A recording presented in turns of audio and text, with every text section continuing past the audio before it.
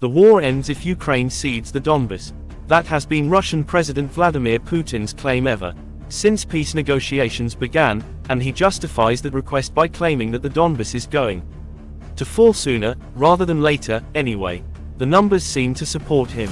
According to some sources, Russia controls 88% of the Donbas. But not all is as it seems. Far from being on the verge of falling, the Donbas is set to provide Russia with its biggest test yet in nearly 4 years of warfare. Putin tried to break Ukraine in the Donbas. He failed and ended up breaking Russia instead. Not that you would know any of that if you listened to Putin and the US negotiators trying to force through a peace plan for the Ukraine war. The question of territory has been the main sticking point in every attempt to declare any sort of ceasefire or peace since US President Donald Trump and his administration began negotiations.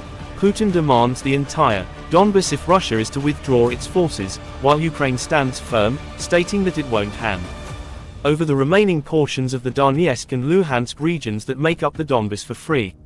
United 24 media reports Putin's maximalist approach to peace negotiations isn't likely to change, as Russia's leader wants to create the perception that his country is winning the Ukraine war. Perception is reality in Putin's mind, even if the situation on the ground doesn't quite match up to his many claims.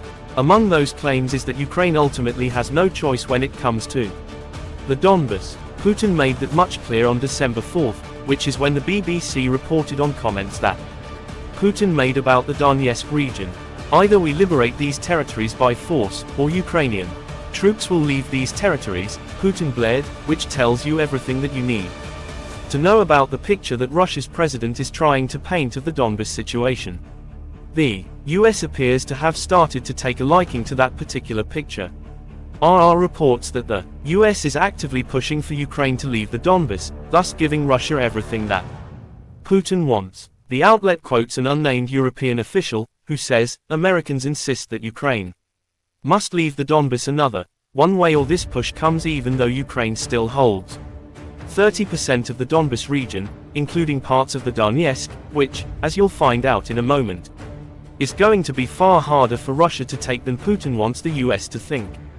As for why the US is making the push for Ukraine to cede its territory, the European official had some ideas.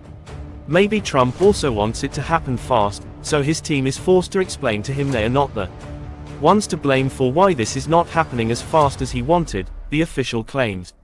Trump had claimed that he would end the Ukraine war on day one of his presidency. It's been almost a year, and there is no end in sight. With Trump growing increasingly impatient, it appears that he sees Ukraine giving up the Donbas as the easy way to belatedly deliver on a promise he made on the campaign trail. The impression Russia gives of the Donbas would suggest that the US is right to make that push. However, looks can be deceiving, and, when it comes to the last 30% of Donetsk, Russia is far from being on the verge of victory. Ukraine doesn't want to hand over the territory.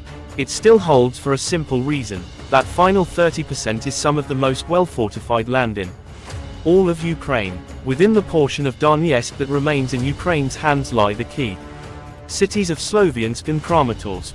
They're joined by several other Ukrainian strongholds, including the embattled city of Pokrovsk, Druzhkivka, and Kostantinivka. Together, these 5 settlements make up what many have dubbed the fortress belt of Donetsk, and indeed of Ukraine as a whole. And there is a very good reason why this line of cities has earned that name.